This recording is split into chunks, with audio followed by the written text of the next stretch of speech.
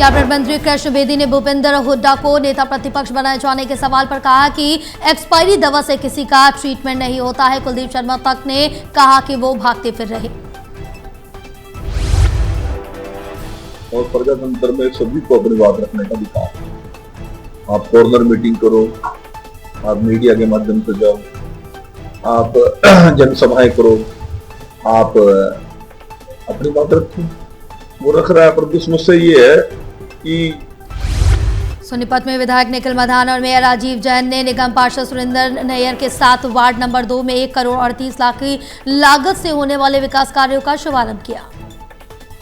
1 करोड़ 40 लाख रुपए की लागत से 70 लाख रुपए की लागत से सामुदायिक केंद्र और 68 लाख रुपए की लागत से सुदामा नगर की गलियां, कोट मोहल्ले की गलियां। नारनौल अनाज मंडी में कांग्रेस विधायक जस्सी पेटवाड़ पहुंचे और धान खरीद कार्य की स्थिति का स्वयं जायजा लिया। उन्होंने किसानों और आढ़तियों से बातचीत कर उनकी समस्याएं जानी।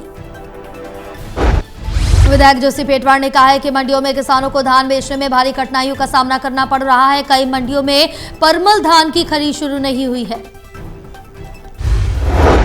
जब ऑनलाइन किसान करवाने गए तो उन्हें ऑनलाइन नहीं हुई उनकी फसल, और जब बेचने का टाइम आया मंडी में वह फसल पड़ी रही तो वह फसल उड़द जाएगी।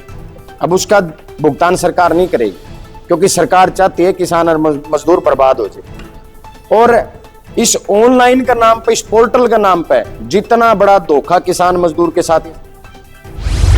साइबर ठगी पर सख्त हुआ सिरसा पुलिस का अभियान। साइबर थाना प्रभारी ने आमजन को सतर्क रहने की अपील की है। छतरी लगाकर सिम बेचने वालों से ना खरीदे सिम। साइबर तक नई तकनीकी संसाधनों का दुरुपयोग कर लोगों को बना रहे हैं ठगी का शिकार। झूठे ऑफरों से दूर रहे, किसी को ओटीपी ना शेयर करे, बोले वाले व्यक्ति हो रहे हैं ठगी का शिकार।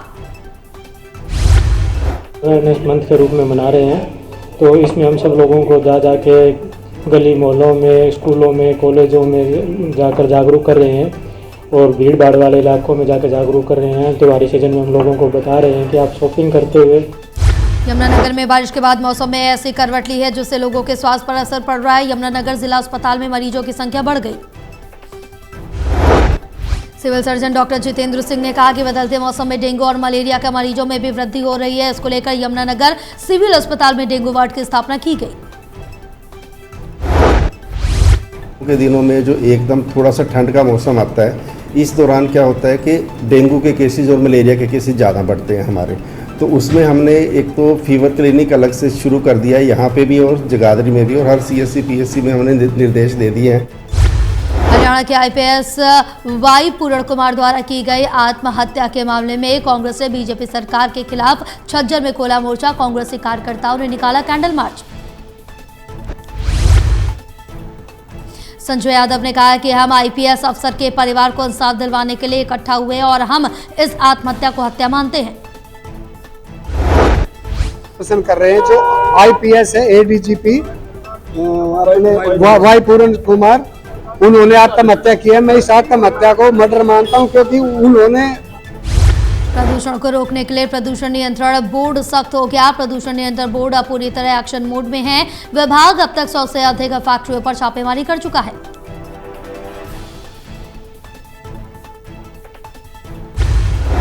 शैलेंद्र अरोड़ा ने कहा है कि विभाग की टीमें लगातार चेकिंग अभियान चला रही है। उन्होंने लोगों से सिंगल यूज प्लास्टिक का इस्तेमाल बंद करने की अपील की। अभी पीछे प्लास्टिक के ऊपर, सिंगल यूज प्लास्टिक के ऊपर भी हमारी मुहिम चली हुई है, जिसमें हम MC के साथ मिलकर चालान कर रहे हैं और छापामारी कर रहे हैं। काफ़ी रूटीन में ही है, ये हफ्ते में 1 दिन या 2 दिन हमारी ये कार्रवाई चल रही है लोगों को, ताकि जागरूक करें कि सिंगल यूज प्लास्टिक ना करें और पॉलीथीन का इस्तेमाल करें। करनाल में ज्वेलर्स के घर लूट की वारदात को अंजाम दिया गया। घर की नौकरानी ने अपने कुछ साथियों के साथ वारदात को अंजाम दिया। मामले की जांच में जुटी पुलिस। बीजेपी विधायक जगमोहन आनंद ने जानकारी देते हुए बताया, पुलिस पूरे मामले की जांच कर रही है, लेकिन शुरुआती जानकारी के अनुसार घर के कैमरे से पता लगा है। सारा संज्ञान ले रही है, पुलिस जांच का विषय देख रही है, लेकिन शुरुआती जो कैमरों से पता लगा कि घर के नौकर और नौकरानी का ही काम है। बाकी तो अभी SP